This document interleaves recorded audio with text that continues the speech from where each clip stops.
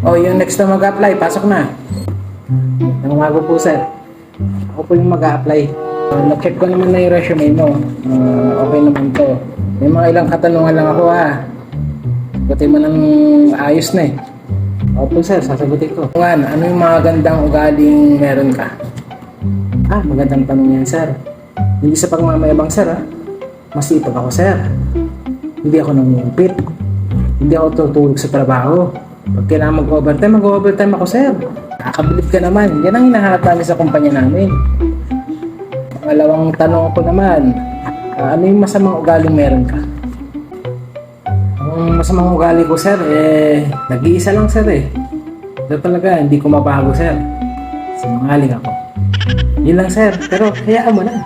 Isa lang naman yun, di ba? Tanggap na ba ako?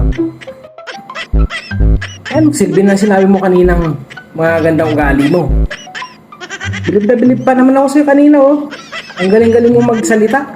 Sa huli sinungaling ka pala. Nasaan mo na yung oras ko Next!